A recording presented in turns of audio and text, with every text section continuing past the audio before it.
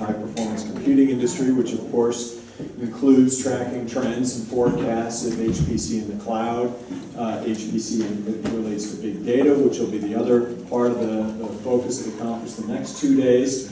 I have a fun panel here to start off the afternoon. This is your vendor sponsor panel. Now, of course, we're all very grateful to the sponsors for helping put on the whole conference, and as such, everyone who's a sponsor would like to have a chance to tell you about their solutions. But this is a format that the ISC people have gotten very creative with, where we realize it's not always the most audience-friendly format to just have 9 back-to-back 10-minute presentations. That would be a good time for you to go check email, check in with the office, take a little nap.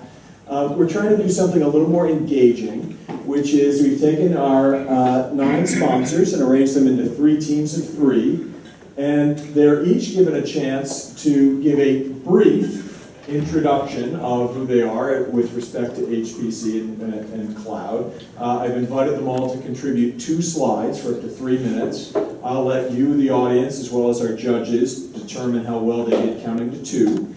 And then, rather than have the presentation go on longer, they'll, in groups of either heads up, one-on-one, or 3, or sometimes as a whole panel, answer toss-up questions from me, the analyst. And then I have a panel of esteemed judges who are also part of this panel, sitting here in the front row. Earl Dodd from Ideas and Machines, Andrew Purcell from ISGTW, and Bert Moberg from Ford, to give end-user press perspective on how well did the panelists do actually answering the question that was asked without dodging it or prevaricating or anything like that. And they each actually get to assign a point to whoever they think did the best job, and our colleagues in the back for the ISC organizers will keep a running score, and we get to see which team actually wins. So we get to have a bit of a competition out of it and make it a little more fun going forward. Okay, is everybody ready? What's the prize for winning?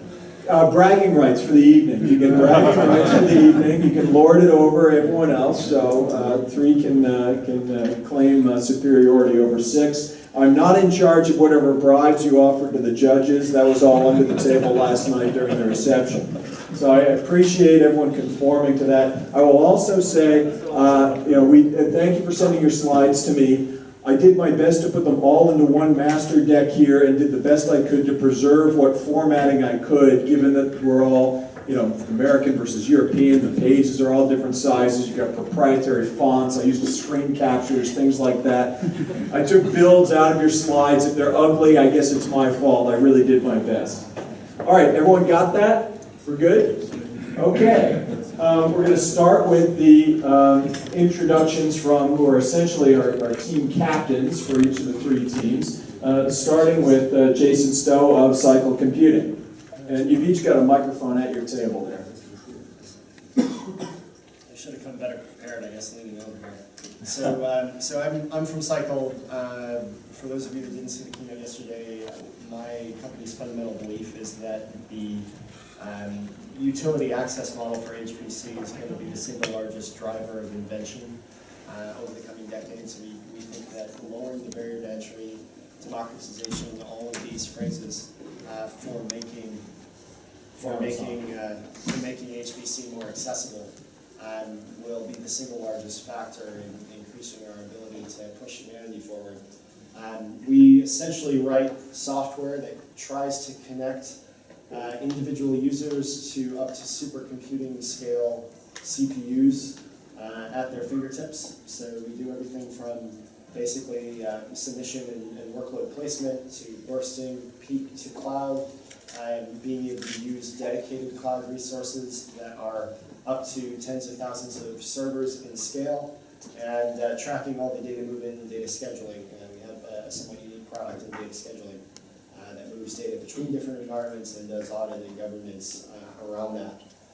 Hopefully my next slide came through. We do this for a large number of different industries. So I know we've seen life sciences, insurance, finance, manufacturing, et cetera, amongst our use cases. And our most recent public workload, which we couldn't disclose who the customer was essentially a large pharma that's doing about 340,000 hours of computation This is essentially 39.5 years of computing on a single processor. Instead, we spun up a 10,000 server infrastructure. That infrastructure, as we discussed in the keynote yesterday, was not a $44 million purchase for them. Instead, it was about $4,372 to operate that for an 11-hour period and basically get 40 years of science done in that window. That was against the cancer-targeted drug design. So this is what we do, and I'm really excited to be a part of WrestleMania up here. This is going to be awesome. So thanks for having us. Thanks, Jason. I appreciate it. Next up, we have Jean-Luc Assor from HP. Can you hear me? Okay. So I thought that I would take a step back from my presentation from yesterday and give you a sense of what we are doing in HPC overall. So we have strong positions in several markets, several verticals. One is manufacturing, another one is oil and gas. Two others are financial services and defense. So our, let's say, the business outcomes is reflected in top 500. We have most of the, let's say, commercial sites in the top 500. We lead, not in aggregated performance, but in the number of customers that we have in the top 500, we are number one. We also have leadership from the IDC standpoint, with 30% market share, head-to-head with IBM. Dell is third competitors with 15% market share. And we are building our solutions across three pillars. One is infrastructure, where we work with workload to optimize our solutions for performance and total cost of ownership. We have software for automations inside CMU, is very popular, and we also have a strong delivery branch for services and cloud and so on. And on the second slide, we can have a sense of our portfolio, which spans across workstation up to the data center. So again, the Blade C-Class is very popular in many verticals. The SL line, scalable line, is density optimized, where we have our highest customers in the top 500 using it. And very interesting place to watch is the HP Moonshot, let's say, ecosystem. We announced not too long ago that we would support web-type services with the Intel Atom Center-Ton processor. But if you're in Denver mid-November, you will hear more about our portfolio in Moonshot, which is expanding. It's really about workload-optimized server for industry, entire industries like seismics and so on. You will hear more about that. And at the opposite of the spectrum, we have an interesting production project with the DOE related to component liquid cooling. And if you come in Denver, you will hear more about our outcome here as well. Okay, very good. And then our third of the team captains, Stefan Gile from Intel. Hi everyone. I hope you saw my keynote yesterday. I will wrap up a few of the thoughts here, which I presented to you yesterday. So what is motivating us here, right? It's the third time we come together for the cloud conference, and what is motivating us is a little bit captured on that slide you see. It's about the access for all the people who have important enough problems and commercial things to resolve, to give them access to HPC resources, right? And we see cloud as one way to really give those people, those companies, those researchers access at every scale. It might be a small problem, but they need a quick solution. It might be a big problem which they don't have all the time, but only once a year. So flexible resources are the thing which we're after with the HPC cloud, and that's what we want to support, and I think we have a history in being involved in that and supporting that.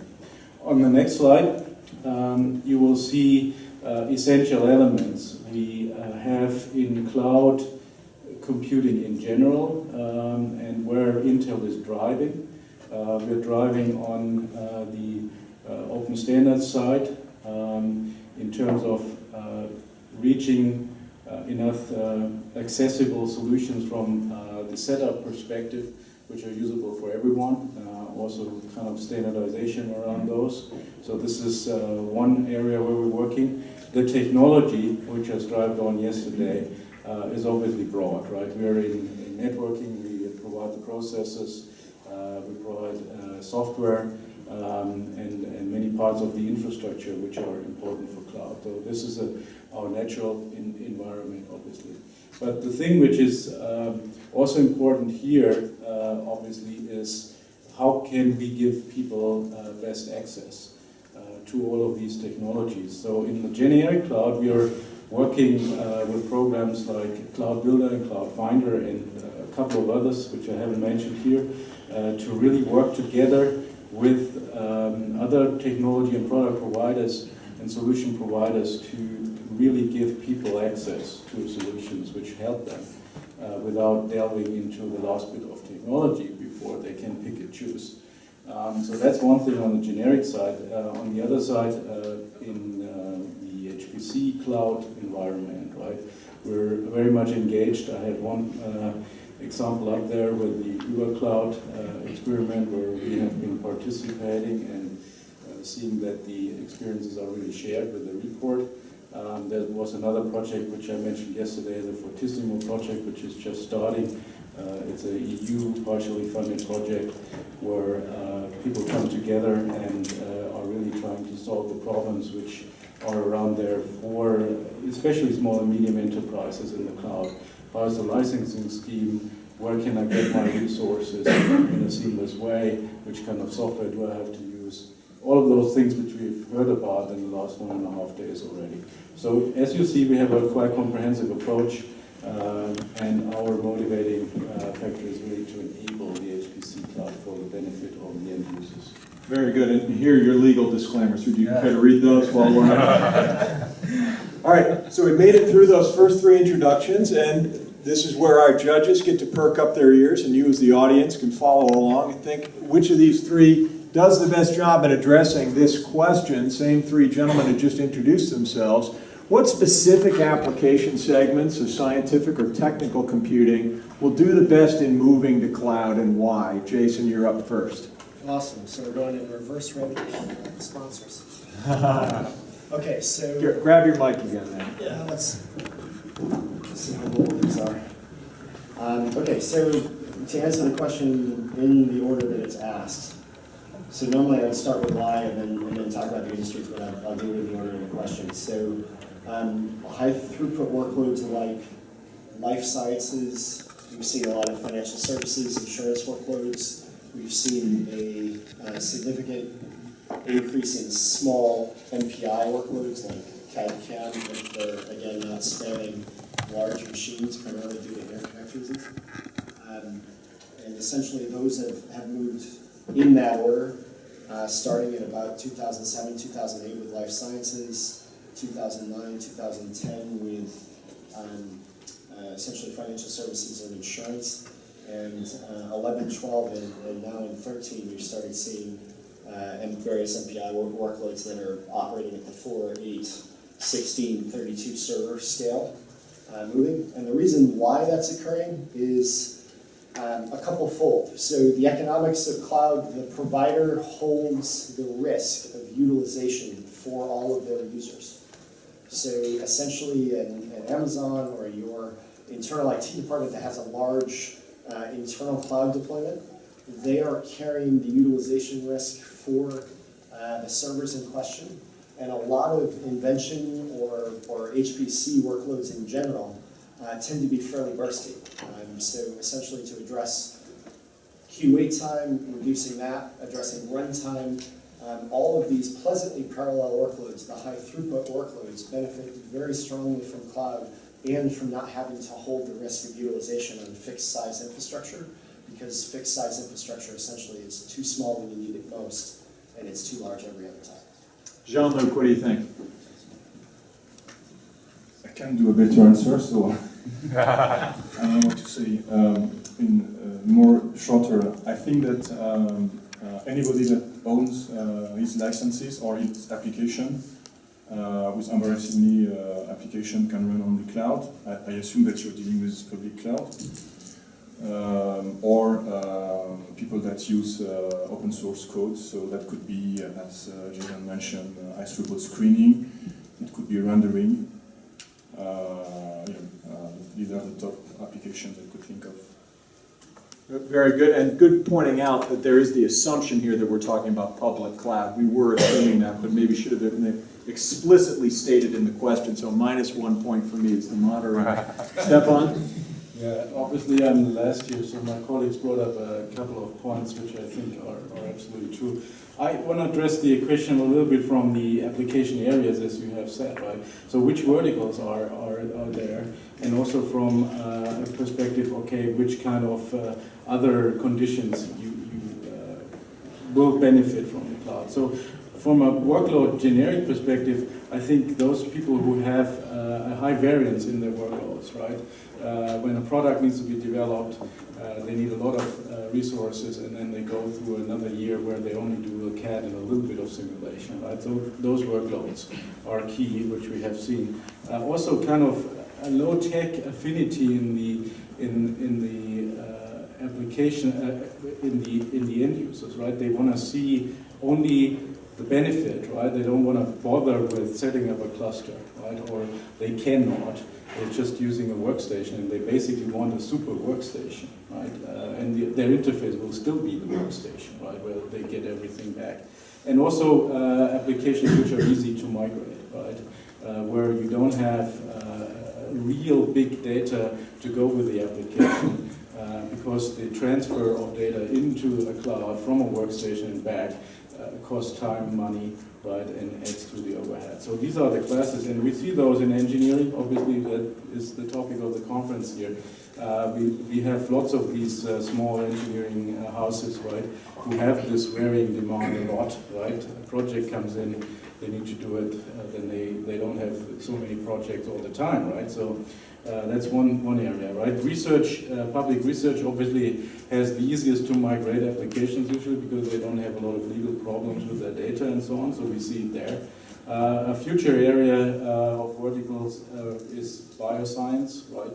I've spoken to many users of the bioscience side recently, and they're very interested if they are not doing it yet in one way or the other, right? So that's what we'll see.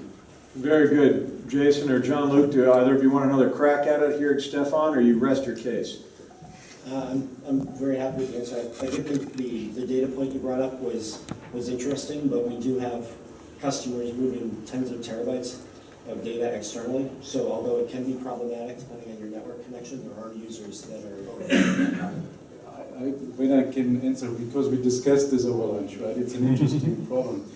And I think we have real cases where you have these small and medium enterprises, right, who are not exactly sitting right next to the network hub, right?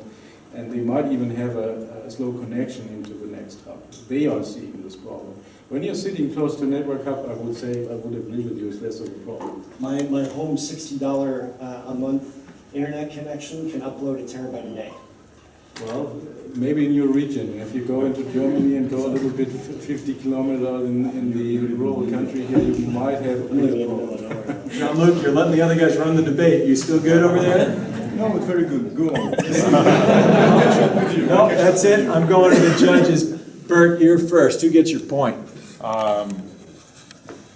Perhaps because of the privilege of going first, cloud computing gave you the most complete answer, so I'll give it the point. Cycle computing gets your point. Cycle computing. I'm going to give my point to Team 1 as well, mainly for your optimism. And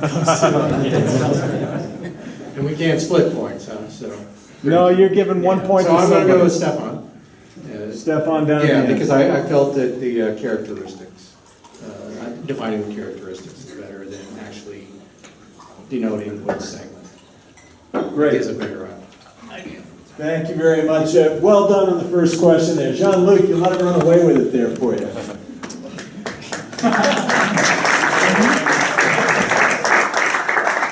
I'll point out that other than Stefan, there was very little mention of the public sector going on. Stefan, you got it right into the end of your question, but we've seen public sector, academia, and government adopting HPC in the cloud faster than commercial overall. Also, I would have mentioned engineering services companies. If you looked at who were the small and medium manufacturers in Wolfgang and Barak's UberCloud experiment, the ones that were actually small and medium-sized companies were every one of them an engineering services company doing HPC in the cloud, which I thought was very interesting. Moving on to our, I don't get any points for that though.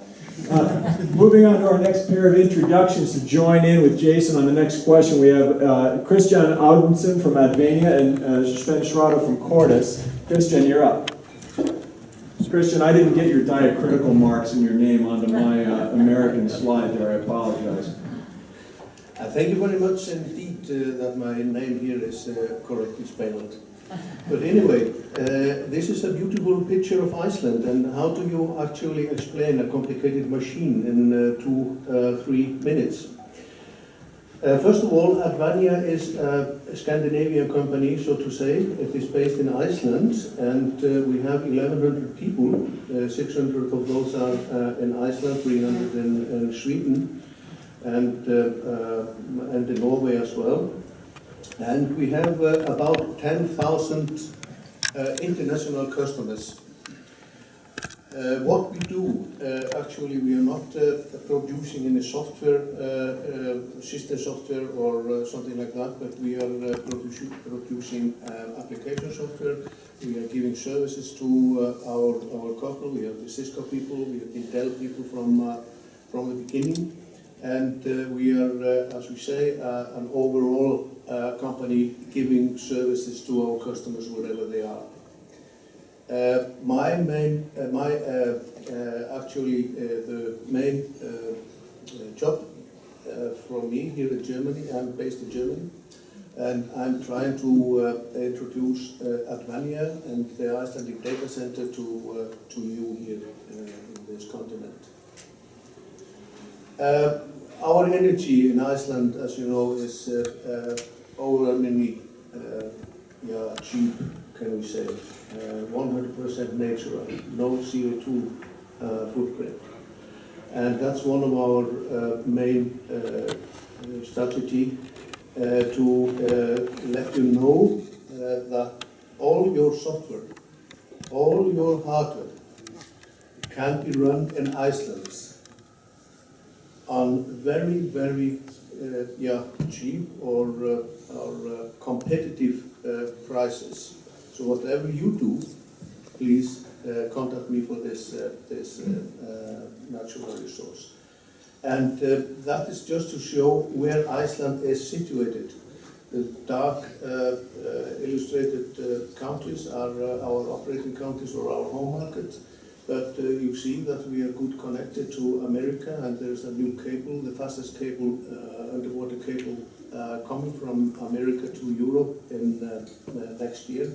And that will be 60,000 gigabit, and we will have 20,000 of those up to Iceland. So that is actually what I would like to say. It's a little bit different from what my colleagues have said, but everything my colleagues are doing, they can do it up there. Right, wonderful. Sven? I hope you don't mind if I come, because I need to read my slides otherwise. Fair enough, we'll take this with you. No, I'm just joking, of course. So my name is Sven, I'm running the business of Cordis in Central and Eastern Europe. We were introduced yesterday as the new kid on the block, which is not quite right because our company exists already since more than 10 years. So as part of our solution, we do have more than 10 years of really IP within the solution. And this is what you can see actually here. So what this chart shows is that our platform that we are providing, and this is a pure software solution by the way, this consists of 3 different layers. And the first layer that you can see down here is a layer that kind of like building a bridge between HPC, which is the topic of this audience, and the cloud and on-premise solution.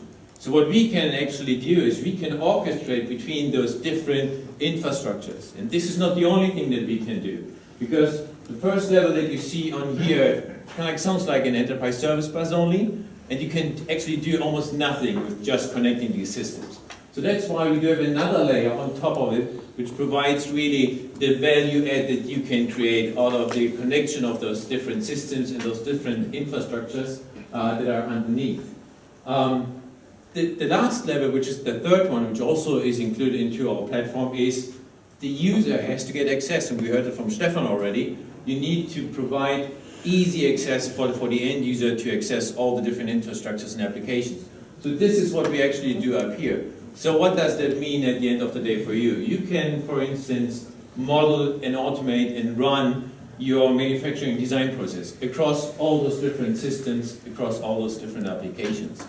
Or what you could do is, if you do have a legacy applications, and this application has no clue about the cloud, you can cloud wash this application and make it available in cloud solutions on HPC or wherever you need this. And the third one is, you can create new services, right? I mean, as we all know, infrastructure as a service is becoming more and more a commodity, and if you want to go up the value chain, you should go up the levels that we are providing here. So in this platform that we are providing is an easy to use tool. And one of the solutions that we see up here, and I think I'm running out of time, what you see up here is one of the solutions that we are providing, which is cloud provisioning. So whenever you want to run your applications in the cloud, you need this, and this is already available today. So you can use this. The last slide then. So I bet, so when it really comes to really making use out of the cloud appropriately, then I think this is one of the questions that we will see from our kids too, and to make their lives easier. Thank you. Very good, thank you very much. Panel question number 2. This is the Christian and Sven, who we just had introduced, plus Jason gets another crack at this one. When you consider the different cloud models, looking at public clouds, private clouds, hybrid clouds, all the different ways to access raw cycles, storage, SaaS, PaaS, infrastructure as a service, how do you guide an end user or potential end user on what the appropriate cloud strategy is? Christian, you're first. What we actually do is we have to analyze our customer, so to say. We have to look into his strategy. What will he gain? What are his goals? And how is he going to develop?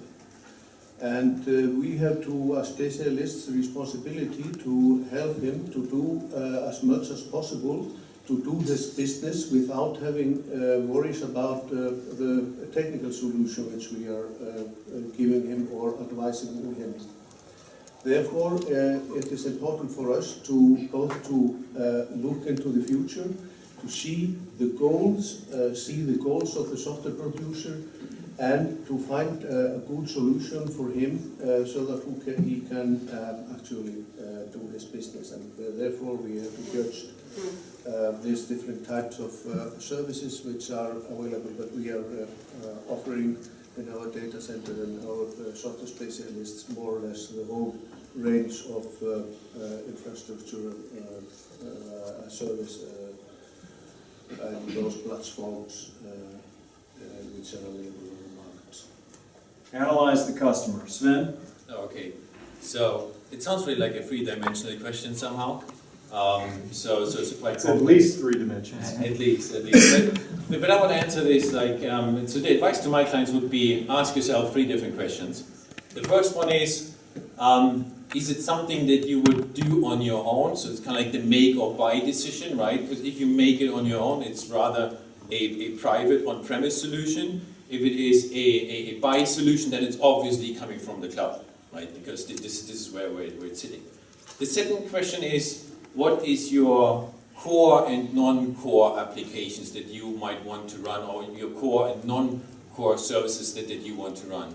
I would suggest and recommend a client that non-core applications, non-core services, something that you can pull out to and give out to cloud solutions, which is then the public cloud solution again, or of course a hybrid cloud solution.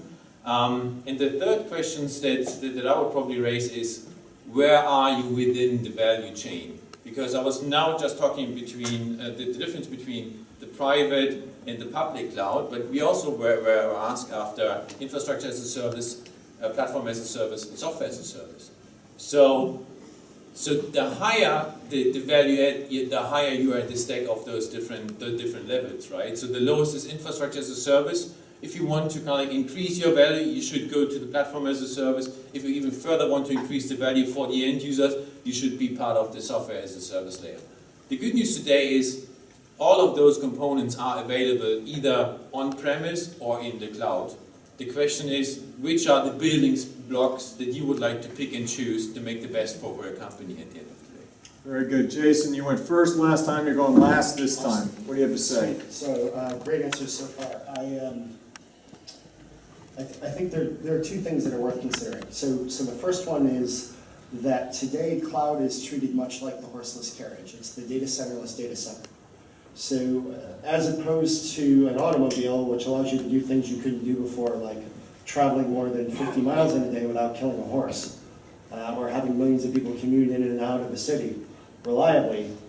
Similarly, cloud really isn't just doing what you were doing yesterday around the application, but it should also be about what new things can you do that you couldn't do before. And I know some of the talks earlier today kind of touched on this subject a bit, is that it enables different models. When we deal with a customer, primarily around HPC workloads, we basically follow the user in the sense of understanding the user story, understanding the applications that they're trying to run, understanding specifically what they were doing yesterday and items that they could be doing differently tomorrow than they could have possibly been doing, and that's the 10,000 server example is a very clear example of something that you couldn't have done yesterday. Specifically around the use case, we consider, essentially, is this a highly resilient situation? Is this more like scratch computation? What are the core competencies of the organization that's operating this? Do they want to be in the business of operating the HPC workload? Do they want to consider it solely as a service? There are considerations around the organization's proclivity towards CapEx versus OpEx expenditure that play into the public versus private consideration. We also deal with questions of scale, the data size, the network connectivity, compliance, regulation, and reporting requirements that they may have within their organization or to government agencies. And then all of these fundamentally feed into an underlying cost model where we highly advocate, and I said this yesterday in our talk, we highly advocate everyone consider not just absolute performance of individual pieces of your workload, but the overall workload performance and the dollars per unit science that would essentially be required to enable whatever application it is. And that feeds into all of those issues around resiliency and persistence and how you're going to operate it are equally applicable to computation as they are to storage. And hopefully, as my answers indicated, we actually have essentially a form internally that when we're dealing with the users that walks through each of these issues so that we can determine, all right, what's the best deployment model in this particular use case. Very good. Christian, I'll come back to you again if you like. You got to hear the other answers. You have anything else you need to add? No, not particularly, but I would actually, within this word, analyze our customer, is actually what I meant, that of course we are dealing with more producers as just one, and we have to compare actually the producers to give this application, if we are so off-the-shelf software, or develop additional modules for our special customer, of course. So this means actually what we used to do is to evaluate and analyze our customers for the future. Sven, you look like you're jumping at the mic. You got something else for me? A little bit. No, I just wanted to share one of the experiences that I made in the non-HPC cloud area, which is something like 5 years ago. So what we experienced is that the client starting to differentiate between tier 1, tier 2, and tier 3 services or applications. And they were also not sure what they're going to send into kind of like a cloud solution. And what they did under the radar is using the tier 3, so the less core applications, and put them on a cloud solution under the radar. And after a year, they figured out that they had better services, higher availability, higher output for less of the cost. And that was the perfect business case then to move also tier 2 and tier 1 applications into the cloud. And that's maybe also something that we're going to see. Yeah, and I think one related thing to this is that at the end of the day, it may actually make no sense to go to the cloud. There are users like JP Morgan, for example, that operates at such a large scale that when you look at their internal cost model, to do HPC as a primary activity on the cloud doesn't make a lot of sense for them at this point in time because their footprint is large enough that it has economy of scale built in. So in line with that, another option, the kind of the final option should be that maybe this doesn't make sense. Jason pointing out some customers, the answer is don't go to the cloud. I'm going to start with Andrew this time. Who wins? So I thought Sven gave some very good points about the value chain for Team 3, but I'm going to give my point to Team 1 again, really for Jason's points on the new models and the adaptive models for various cloud models. All right, Team 1. Well, I agree, Sven, you did a good job. Natural energy is great, but Jason gets my point. But nobody actually talked about asking for the check, you know, the MAD, money, authority, and desire. You know, I have to deal with that. Great. Pass it down to Bert here. Team 1 again. Yeah, I'm going to make it unanimous. Again, Sven made some really good points, but before they started talking, I kind of wrote down the 3 reasons we would go through, and Jason kind of hit them all. One's areas that are new and we don't want to build up expertise, like, you know, from the commercial space, data conferencing, we just bought that as a service. A second thing is things where, you know, we're large scale in many things, but, you know, things like employee benefits, we're small scale. So those are things that we're buying in the cloud. And then the third one, which is very important for us, is cost. And Jason was the one that talked the most about the cost model. Great. Jason, you got the sweep. Way to go. Ellie, I know you're dying to get to the microphone here because your team's getting blanked so far. Now you're up. So you answered my question. I'm on team 2. You're on team 2. You're on the middle table right there. Thank you very much. Here's your chance to pick it up for your team. Okay, so we'll start the introduction. Yep, go ahead.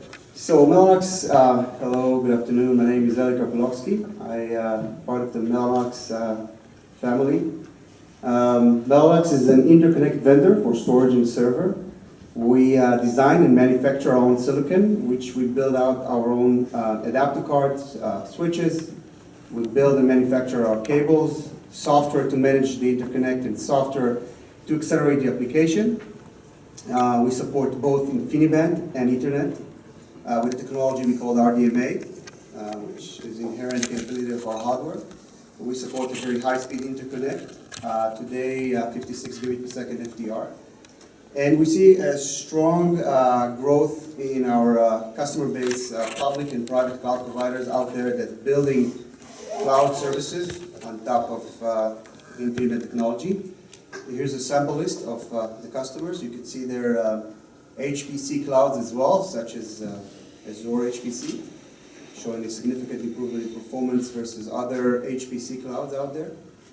Moving on to the next slide, we're really strongly investing in open source cloud management orchestration and network virtualization. We see that as the future of the cloud. When it comes to performance, we're supporting performance acceleration by using RDMA with things like Cinder, which is block storage, part of the OpenStack.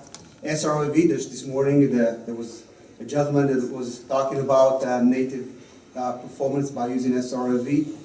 Overlay network, VXLAN, and NVGRE hardware offload. We create a seamless integration into cloud management orchestration, things like OpenStack. So with Neutron plugins, we offer a seamless integration to our switches and adapters to allow a more efficient cloud architecture and to provide a better isolation and quality of service to the end users by using a technology we call embedded switch, which is a layer 2 switch running on top of our NIC, which allows us to do great things with it. Thank you very much.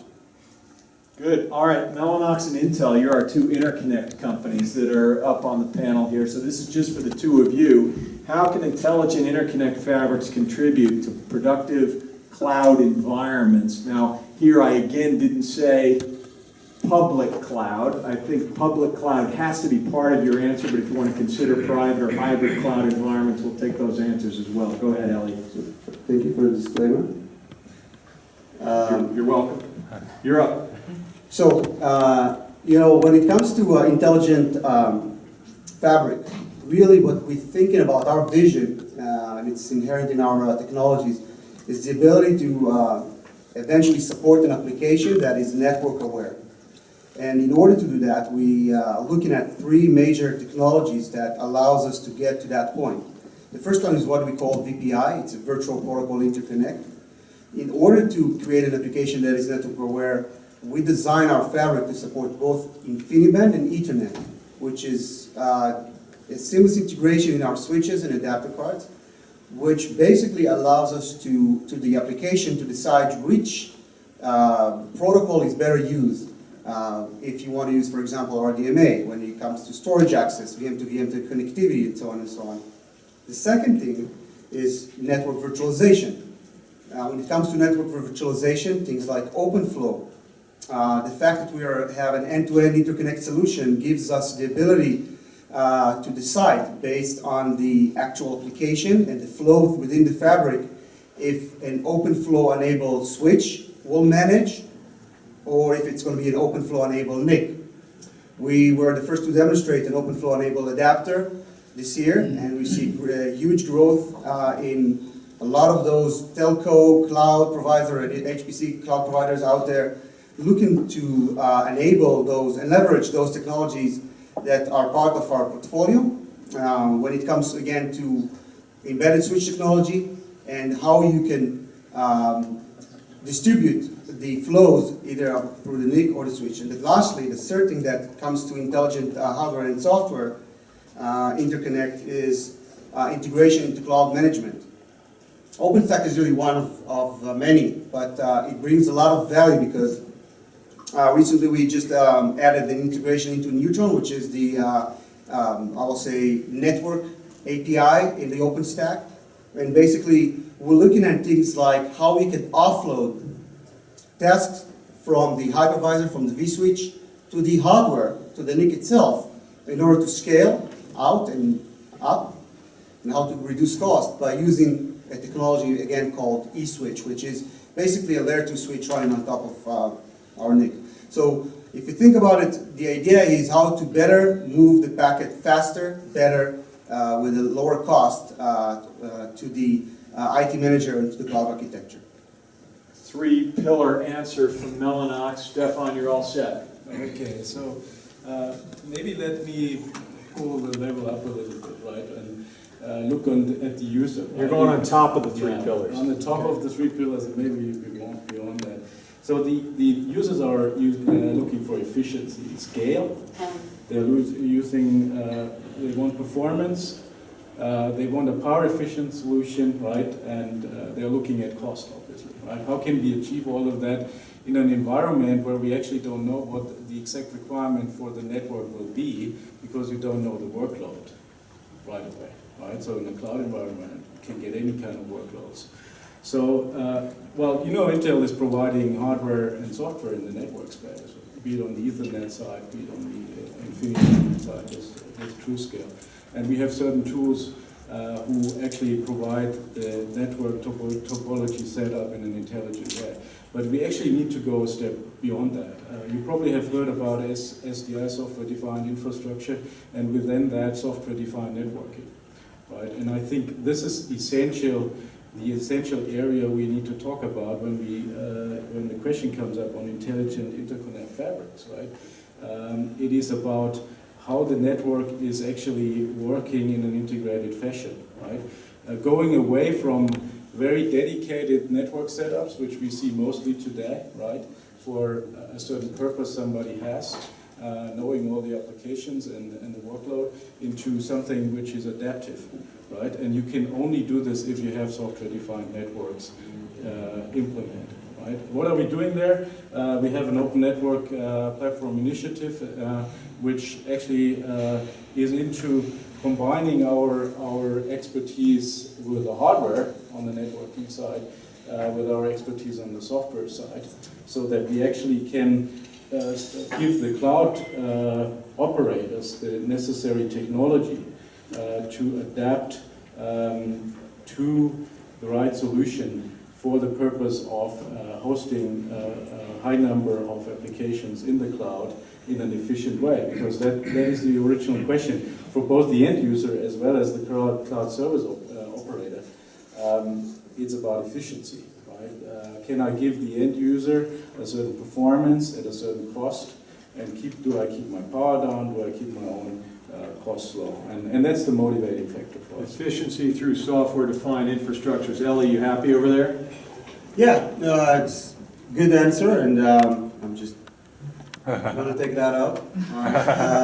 It's a good answer, and I do agree to that. I mean, that the overall thing is how to create efficiency. I think that my answer was to address a specific aspect of the network intelligent that gives you that ability. So SRLV, things that give you better performance in a virtualized environment, faster access to storage, allocation of resources from the switch and the NIC. If you put the intelligent on top and you've been able to define the scenarios that you want to use, then you can really truly get a more efficient cloud architecture. All right, I'm not going back to Stefan again. We've heard enough. Now, Team 1, if you get more points here, you're really going to be on a roll. I don't think Team 1's getting that many points on this one. Earl, who are you giving it to?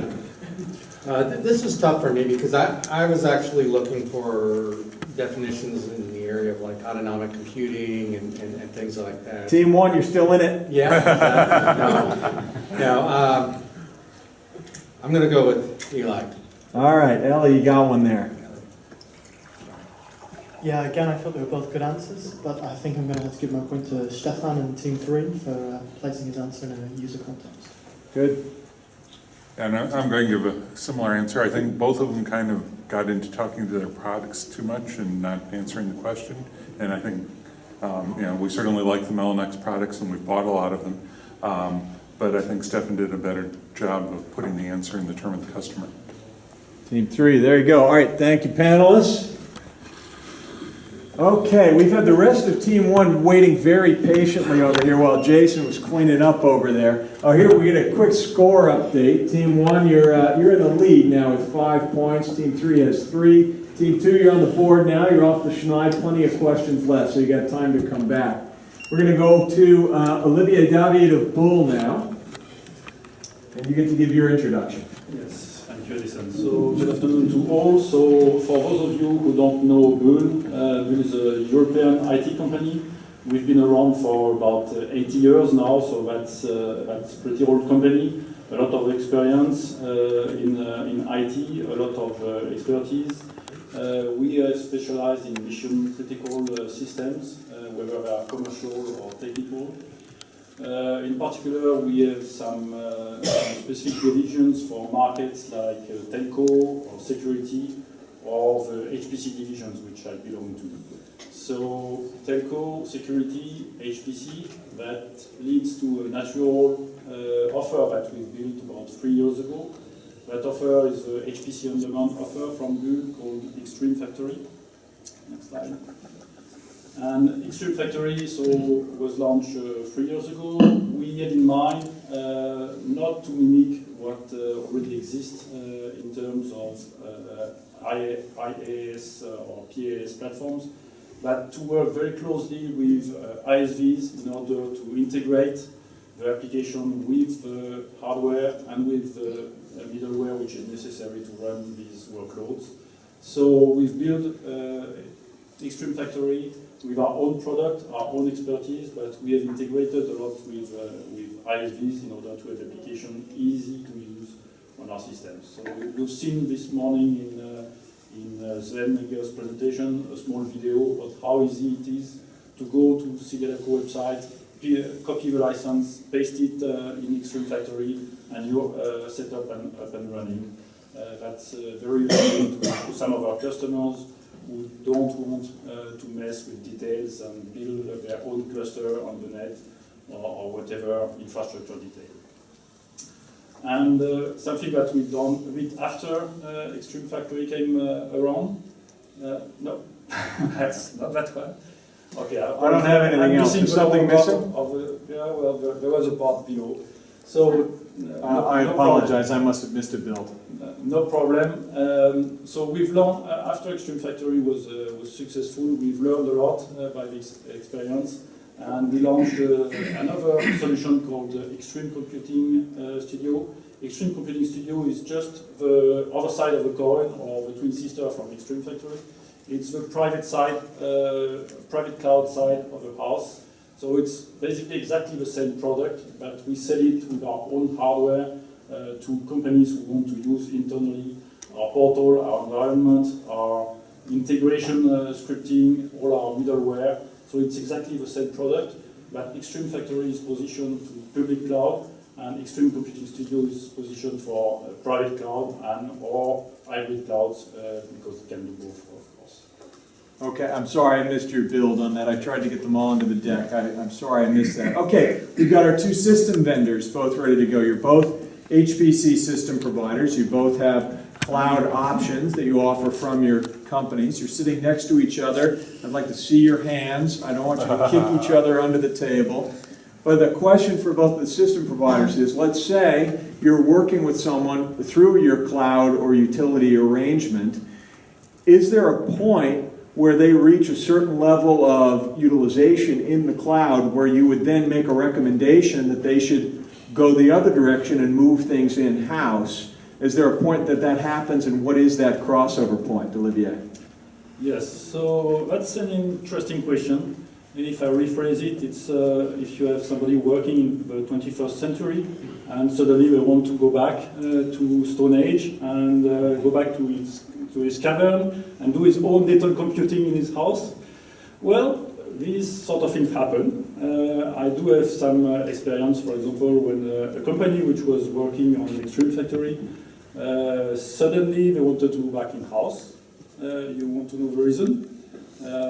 Their IT department felt that every single penny that was spent into this company for IT should go through their department and not be spent outside, so they wanted to control everything. And the IT department took the user budget in order to build its own infrastructure inside.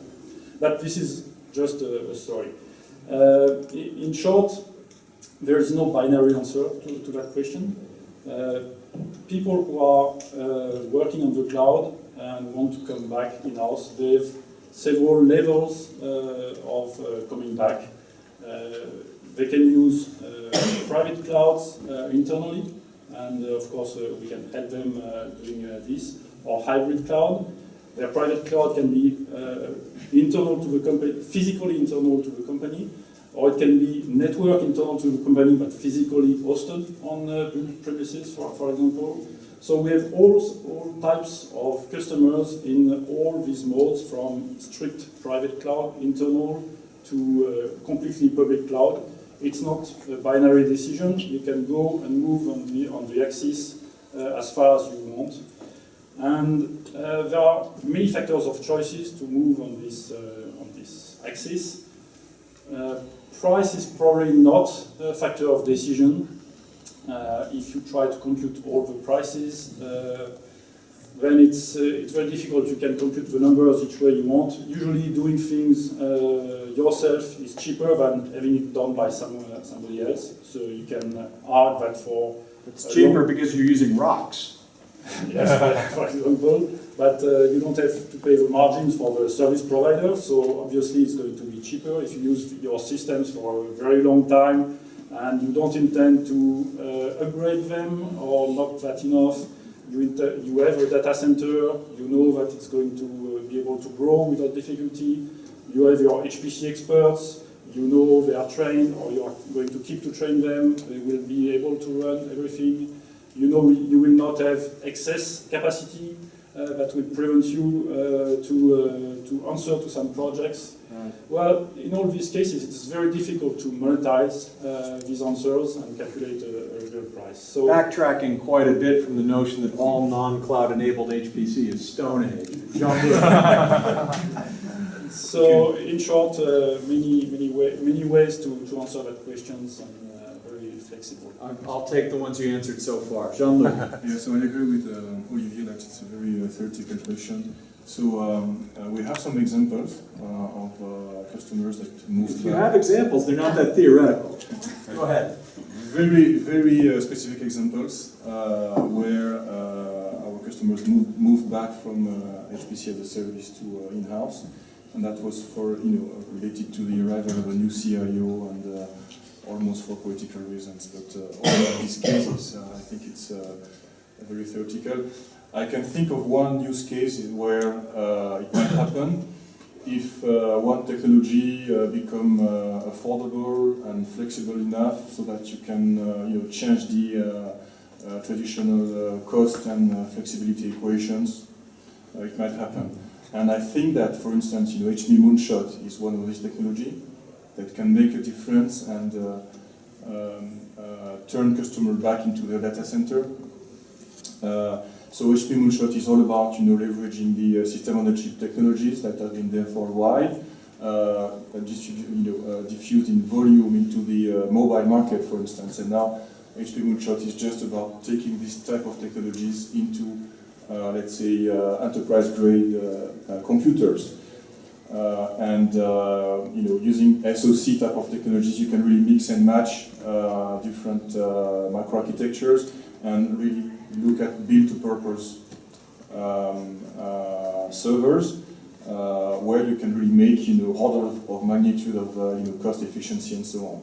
For instance, with the current version of Moonshot, which is based on Centeton, we are running the HP.com website, the web front end. We moved all our, let's say, workload into half a rack in our data center. So, which means that with Moonshot you can get really, a leap forward in terms of flexibility, in terms of cost. And so again, I mentioned that in the seismic market and financial market, we can think of such type of cartwrights in the near future that will make our customer move back into the data center. I heard two things there, two reasons. One is you got a new CIO who's going to do a political thing, whether it's more efficient or not. And the other is that you decided to buy Moonshot, which is superior to all other things. Those are the only two reasons that we would consider. Is that where we were with that? You get it? Yeah. Okay. No, actually, no. I took Moonshot because it's happening for us as well. We can prove that web frontend is a very classical workload that is used in the cloud for many customers. Jason mentioned that you can sell and contact and do CRM now in the cloud. Okay, but this type of workload now can run very much with much more efficiency on Moonshot. So that's a new style of IT that we are proposing. And then maybe there's no point of having your workload in the cloud if you can have it in a very contained space with all the flexibility. Right. Now, Olivier, when Jean-Luc said you've got a CIO who's just making a political decision, you were nodding your head. Is there an implicit assumption here that a CIO who comes in and changes things by moving into the cloud is wise and forward-looking, whereas a new CIO who comes in and takes it the other way is a Luddite who doesn't know what he's doing? It's an organization problem, and people have ways of working and they have their habits. And it's easy to choose the way you want to work in your company. And it's really a cultural change that needs to happen. But some people change culture and experience less rapidly than others. Go ahead, Jean-Luc. Go ahead. Thank you. Finish up. So maybe one more thing is when you're moving to the cloud, you're not just offloading your hardware. You're also touching the processes and the workflows of the end users. Yep. And this is where you get maybe the most cost efficiency and productivity. So once you've done that, once you have a service provider that help you streamlining your processes, there's a notion of loyalty and fidelity that goes with it, and then you're kind of it's very difficult to come back, as Olivier David said, and just rethink again your processes and just for hardware things. I was very interested in this question coming into this. We actually iterated it behind the scenes before we got here, because we're talking about all the reasons why you would want to move to the cloud, what the drivers are, and I think it behooves us to consider what's the counter argument sometimes. What things wouldn't you want to move to the cloud? So I was very interested in how you guys were going to answer this. So I'll go to the judges for their points. Don't have any experience with bringing HPC in the cloud back because we haven't gone to the cloud for HPC, but we have for other sorts of things. And I didn't completely like the answer because the things that we brought back are really for two reasons: performance and price. And Olivier said it wouldn't be price. rightly or wrongly, the corporation always calculates price. And you can Giving a argue that our point to price, yourself? our price models are right or wrong, but we calculate price and we brought in things back for price. I think Olivier probably had the most complete answer of some of the inhibitors, and certainly rebuilding the experience is one of the reasons why it's very hard to take things back. If you've given up the experience, it's very hard to move back. Another point for team one. Go ahead, Andrew. So I thought they were both possibly quite hostile answers, but I'm going to give my point to Olivier and team one for being slightly less hostile of the two. Well, I have encountered this actually, and there were 10 different reasons why you would move back in. Experience, change in data, change in algorithms, cost, utilization length, burstiness, architecture, culture, and SLAs. And I've seen this before, so nobody gave the answer, so I'm abstaining. No point. No point. Wow, I will say this was a hard question. This was a difficult question we put to them. All right, no point awarded there. Sorry, fellas. I can't make them do it. All right, last two introductions then, and our last heads-up question to follow that before we get to the full panel. Wim, you're up with your introduction. Yes, indeed, thank you. Now, I hope you still recall my presentation of this morning, so this is more like a recap. Clearly, a focus on on cloud is actually synonymous to our HPC strategy over the last decade, so to say, and the key drivers. So basically, we were always adopting our software architectures as well as the solve performance, adapting to the changing computing landscape in that sense. But what will come to that is additional drivers, customer drivers, the scale up, making it possible to handle those larger workloads in order to bring those products our customers are facing faster to the market, more reliable products. But on top of that, we clearly see also customers facing the difficulty of handling cluster deployments and easing the path for them. It's sometimes still undoable. So apart from, and on top of that, there is another category of users who are already thinking of completely outsourcing their HPC resources in that sense. So our vision, and I hope you got it also this morning, is we clearly focus on the entire workflow. It's not related to solver scalability in itself. It's not related to the GUI in itself. It's not related to data management. It's the whole enchilada, so to say, helping our customers to set up a cost-effective and scalable IT environment for our instance applications. For sure, it needs to be integrated with the full data management and providing our customers global access to data in a better collaborative fashion. So that's why cloud is needing a multifaceted approach, and that's next slide is actually shown on this one with again a recap of this morning, but showing it in two dimensions actually. On the y-axis, all the practices, the basic practices our customers are executing on, as well as on the x-axis, the environment they're working on. And we need to accommodate on all those practices in these different environments through the different tools. And I believe we made that clear in our roadmap, as well as the solutions, in the solver, in the architectures, in the data management, the scheduling, with third party. Next one. But on top of that, it's the enablement through cloud partners. That's really key aspect of working together with HPC experts who knows our software, our applications well, and on top of that, the elastic licensing with predictability of cost. That's really an important asset. Okay, and Michael, you've been very patient. You're behind this banner for me here, so I don't want you to think I forgot about you. We've got you in there. You're going to come out from behind the banner. Yes, please. I can't see anything without binoculars here. Okay. Some of you might know Transtech. We're around for 33 years now, a European company that has, in the beginning, specialized in manufacturing.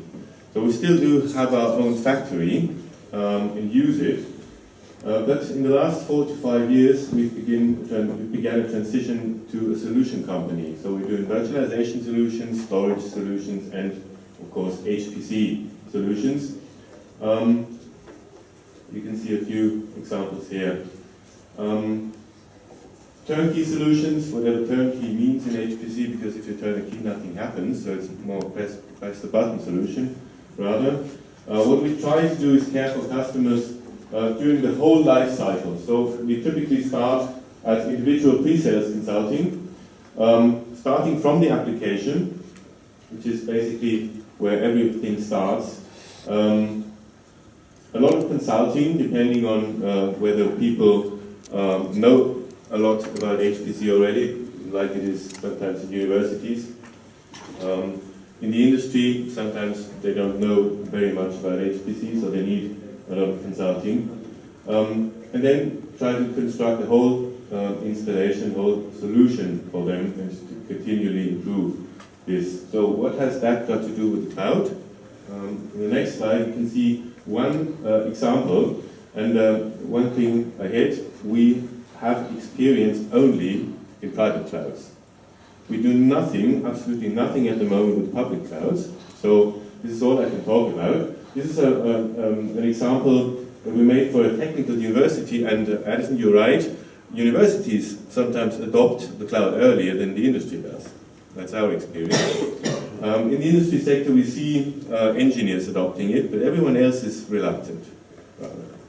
So here's a small installation at a technical university in Germany, a deployment that is working physical as well as virtual. So it is actually a solution for infrastructure as a service, platform as a service, and software as a service as well. At the moment, this is still an ongoing project. At the moment, it consists of 32 nodes. We have SAS, now it's more than 10 applications already, but the goal would be 20 applications that the engineers there at Technical University will need. Windows and Linux, dynamical virtual clusters up to 128 cores, that may go up to 128 nodes in the final installation. In case you're interested, it's based on platform software, platform cluster manager advanced edition. So this is our first installation. Hopefully many will follow. Thank you. Thanks, Michael. Okay, last toss-up question for just the smaller groups is the two companies just introducing themselves, Ansys and Transtech. An application-focused question then for the both of you. Now, one argument in favor of cloud that we hear is that the end users can save money on their software licenses by moving to a utility model. Does this imply that in a cloud model, application software is a lower percentage of the overall value in the total solution?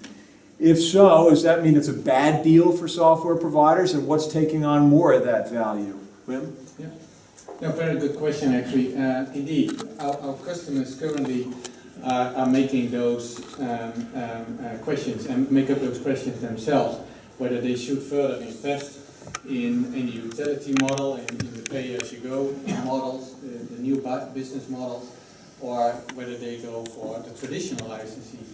And it entirely depends actually on the duty cycles from the customers.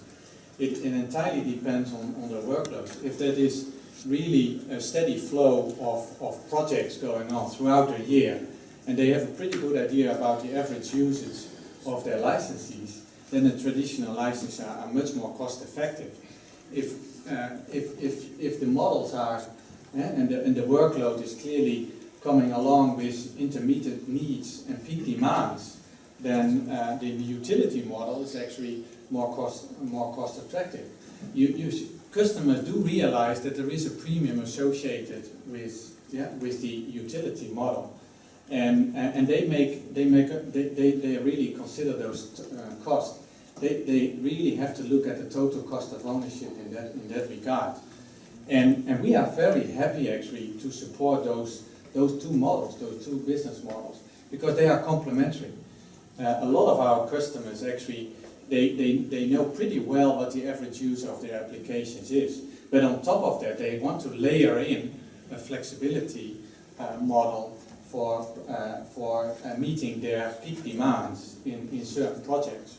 So in that sense, it's really complementary, and it's helping us as well as our customers in terms of getting their project done in a more cost-effective manner. I thought that was a complete and forthright answer. Jason, you looked like you were going to throttle him halfway through there. One, you don't get to answer this question. And two, he's your teammate, so, let him go. Actually, stop. Okay, Michael? Well, I'm not sure if I understood the question correctly. Application software is a small percentage of the value of a solution. I'm sure you mean economic value. I meant percent of budget, but go ahead. Okay, so I understand it now, thank you. Yeah, well, an ISV answering that question, I'm perfectly happy with this answer. I could add how to save money in terms of budget. You can only save money by really carefully selecting what you actually, what computations you actually run, whether it be local or whether it be in the cloud. So, yeah, it's a taxi driving analogy. If you sell your car, it might make perfect sense to sell your car if you visit your aunt every once in a while who lives 10 miles away, but certainly won't make sense if you have to drive to work by taxi every day. Chris Willard, our Chief Research Officer, has made that exact same analogy before. Wim, are you happy here, or you need to get anything else in there? No, we have indeed also made that comparison based on taxi drivers versus driving your own car. But I believe also my previous speaker is supporting what I was already talking about in terms of looking at the duty cycles the customers are facing and making a cost comparison based on that. Okay, judge time. Andrew, you're up. So I'm going to give my points to Team 1, mainly for the arguments that you made, Wim, about flexibility in relation to peak demand and the implications there. Team 1. Team 1 also, I like mentioning of duty cycles. Duty cycles on Team 1. Yeah, and I'll also go for Team 1. Something that didn't get mentioned is for us, the cost of the application software is actually one of the bigger parts of the cost model, and that goes into cloud selection, because running expensive software on slower hardware is counterproductive. Great. All right, maybe we'll get a score update. I think Team 1 is currently ahead, but fret not, other teams. We've got 2 more questions that'll go to the whole panel each. And for these questions, I'm going to let our judges, since we've got more people talking, you can each assign 3 points, which you can go all one way, or you can split them up, which will make you happy, Earl. Or Earl, if you like, you can take all 3 pockets, put them in your pocket, and go home. Yeah. Okay? So, well, do we have a score update? All right, so it's within reach. Team 1 does have the clear lead here. Let's go back over and get the questions. Okay, question number 6. This is now all panelists. How much cloud usage is replacing work that would otherwise be done in-house versus work that you think wouldn't otherwise get done at all? Cloud is now enabling people to do more that they wouldn't have done, which in some sense is equivalent to saying how much can the market grow specifically because of cloud, because it enables something that wouldn't have otherwise been done. And as part of that, you can consider, are there any new applications that are being created because of cloud? I got 9 speakers up here and a little less than 20 minutes to get through 2 of these questions. So keep your answers short if you can, but I'm interested in hearing from anyone who wants to grab the mic. Other than I'll say 2 team members can't speak twice in a row. You got to pass it to a different team. Okay, can I? Go, Stefan. Okay, so I want to take again the user point of view to that question, right? Because as much It worked last time. I'd go there. It might be us interested in getting more people to HPC for whatever reason, right? But I think it's about users seeing more possibilities, and I think they definitely do, right? It's not the only way how you make it easier. There's also a way to make it easier to adopt clusters in-house and sort of a private cloud or dedicated infrastructure, which goes along with it. But I think cloud is certainly positive side for many people. And to directly answer the question, I think it will outweigh the, okay, I do it in the cloud versus my own cluster right now. For many reasons, I think the demand from end users in the HPC field, in the simulation field, I've never seen, or very seldomly seen end users saying, oh, I have enough simulation resources, right? This is another source, very economical source of resources, and hence I think it will positively influence that. Vim, you and Jason were huddling over there. You have an answer for us? Okay, I actually really liked your answer. I thought the customer focus is the most important way to answer any of these. And then the detail answer around this, I'm going to answer in the context of a customer, but I'm going to answer the question directly. So how much? I don't know, are you looking for a percentage or relative? What do you want to give me? You're not an analyst firm, a percentage might not be fair. I think we do measure this stuff. So we have probably between 70 to 25% of the customers that we're dealing with that are doing things that they would have done internally but are now doing externally. Our observation is that 0% of depreciated hardware, or non-depreciated hardware, has ended up in cloud. So if there's non-depreciated stuff on the books, users are using it, then they're using cloud for extra capacity. And then we also see significant numbers of use cases that are only cloud that would just never have been done before. Obviously, I've given a couple of examples of those in the past. To what extent will the market grow? This is the Jevons effect. So when you make turning coal into steam power more efficient, use of coal doesn't go down, it goes way up because accessibility went up. You can look at graphs on the internet of how many cans of Coke were sold after vending machines started getting rolled out, or how many bags of popcorn were popped after the microwave became pervasive. As you lower access, usage expands because of the value to the customer. And I think that was the point that Stefan made very well. Are there new applications being created? Yes, things to do with collaboration and a number of the other talks that happened earlier around the CAD/CAM space. Similar kinds of collaborative computing and analysis environments are being created in all of the industries that we talked about today. The talks earlier today outlined a couple of How about someone on team 2 here? I have nothing to add because Someone back on team 3 here.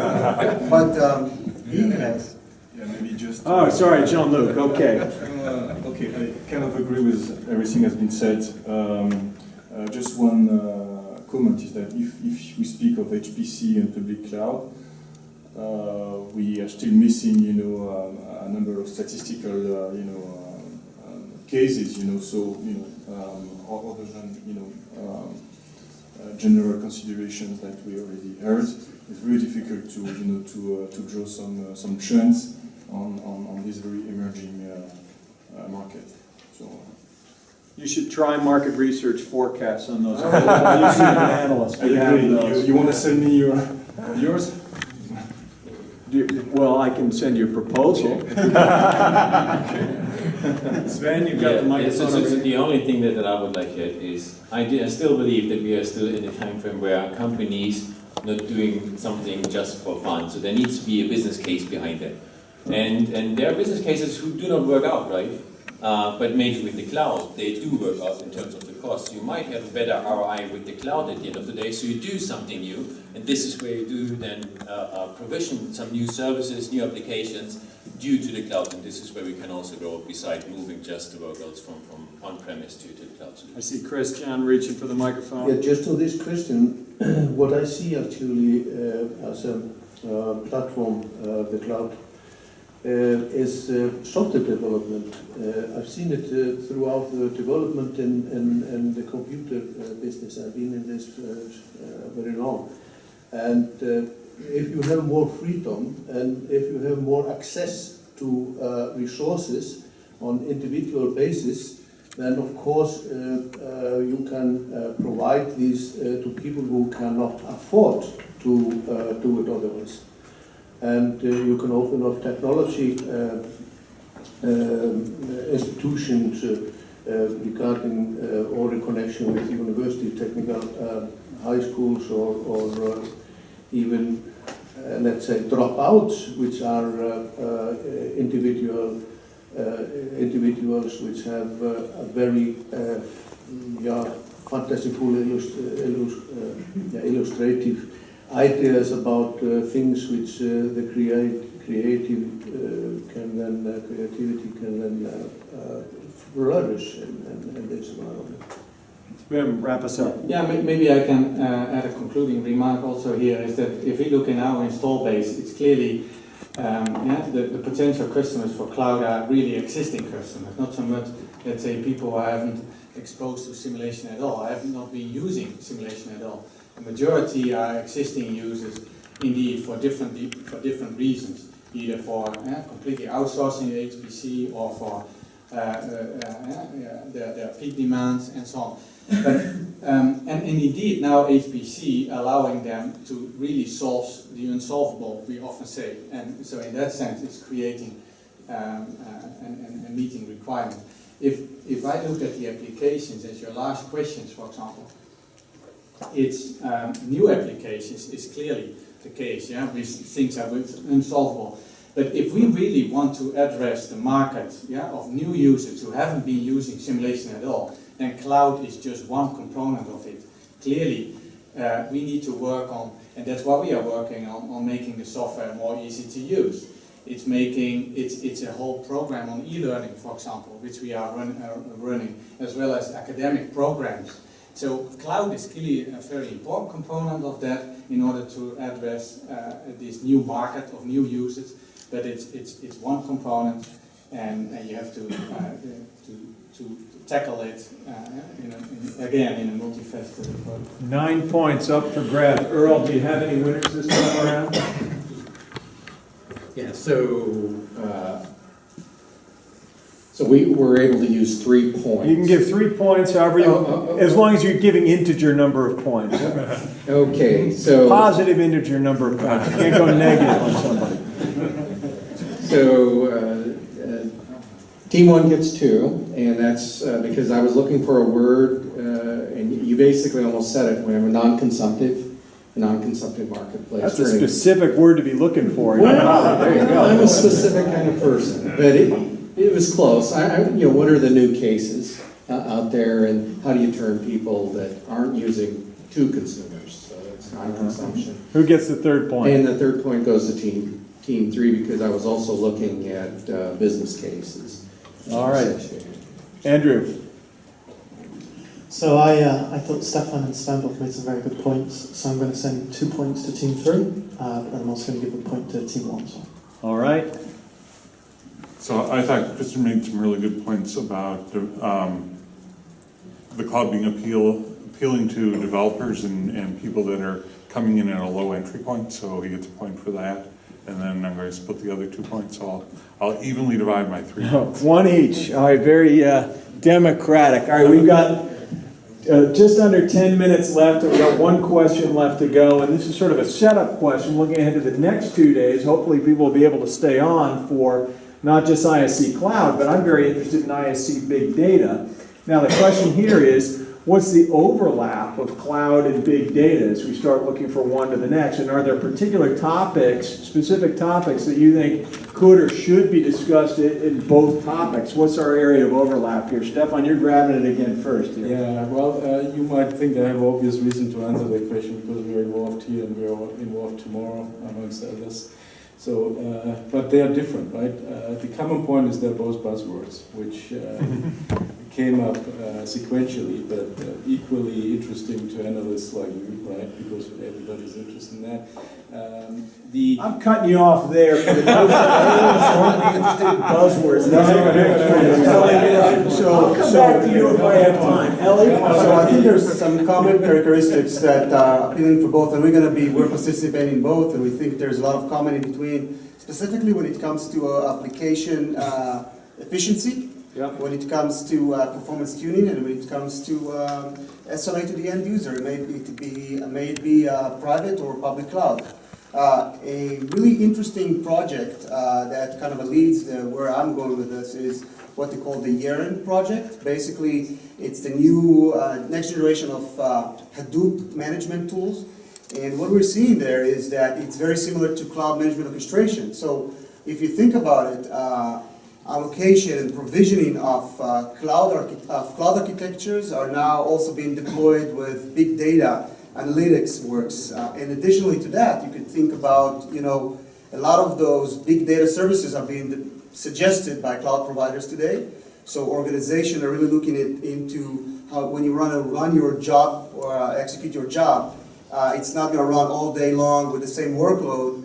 You might want to use cloud to create a more efficient usage of the hardware and cost. So I think those are the main areas where we see similar characteristics. All right, let's go down to team one. Olivia, you've been quiet there for a bit. Grab the mic. So I'll stay quiet, don't worry. So I will not give a complete answer, but I think there is definitely a topic which is worthwhile in both cases.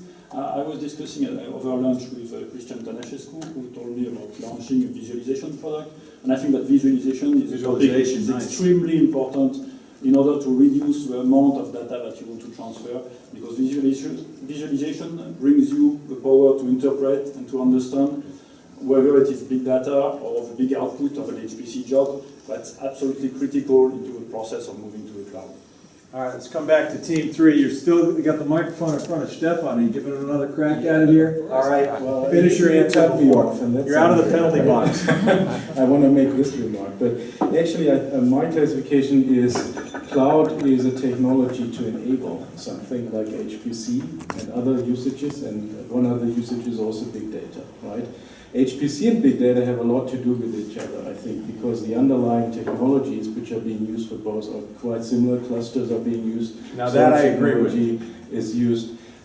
So if you want an easy classification, cloud is an enabler for both, right? For HPC and for big data, and we see a lot of overlap in HPC and big data as usage areas where you can use cloud infrastructures, cloud technologies to solve your problem. You don't have to, you can still do it dedicated, but the cloud infrastructure will certainly help you in the way we've discussed before for flexibility and agility, while you can use those technologies directly as well. That's Back to team two. You got anything there? You're passing for now. Team one, someone's going to go. Yeah, so let's use I think you can reuse many of the questions in your panel here. You actually brought them up on your phone. I love it. Yeah, in big data. So we've got a question. One is what application segments equally applicable to both cloud as an enabler and big data as a usage category, a horizontal usage category. We have the question of interconnect. That was also equally applicable. Does interconnect impact cloud positively? Does it impact big data positively? When you consider different models for writing applications, that applies equally to cloud. And is this a big data Hadoop problem, or is it a traditional batch HPC problem?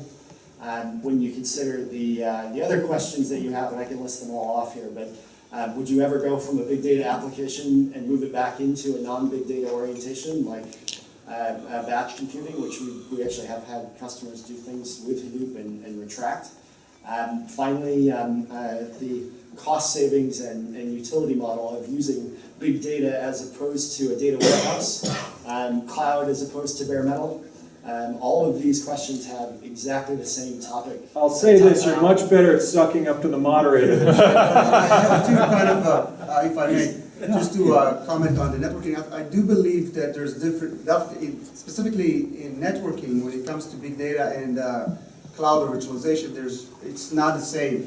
I think what happened with big data is that Hadoop platforms, for example, the framework itself is very different from virtualization and is trying to avoid high-speed I/O, and there's no quick solution to that like we found with virtualization. So I do believe that there's, when it comes to HDFS or when it comes to MapReducer, the different technologies there require a different approach from the networking aspect, and they're definitely more complicated. Yeah, that's a great point, because it isn't actually a fast network that you need, it's more of a wide network. Exactly.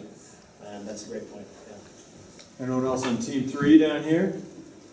Everything is said. Holding everything's, well, no, not everything's said, because I think one of them that should be common to both conferences is a discussion of the barriers. We've had a big discussion about the barriers of HPC in the cloud, and talking about big data in the cloud, there's also a lot of barriers that are very similar to HPC, which Ellie kind of touched on with respect to interconnect, but that would be another that I would want to see how do you start overcoming those things as we move forward. But I'm not eligible for any points. The judges are going to bring us home here. I'll start with Bert. So I almost gave a point to Stefan for honesty, but I didn't want to get cut off by the moderator. No, that's okay. Big data You're good. certainly is the latest buzzword. Replacing cloud is a buzzword. But I gave 2 points to Ellie and 1 point to Team 1. All right, 2 to Team 2 and 1 to Team 1. Right, so I also thought Ellen made some very good points, so I'm going to give a point to Team 2, and then I'm going to give 2 points to Team 3 for Stefan's point about cloud as an enabling technology. Good. Earl, finish us off. You bet, I'm taking it home here. So the one thing I didn't hear about big data, well, the thing I always hear about big data is Hadoop this, Hadoop that, and I about puke next time I hear the word Hadoop. So I love, Team 3, or Stefan, it's buzzwords, etc. At least Team 1 talked about visualization, and that's a critically important thing that just gets glossed over all the time. But I did like Team 2, Ellie, in his last little bit describing that. So I'm going to go with 1 point for Team 2 and 2 points for Team 3. All right, very good. Thank you very much, everybody.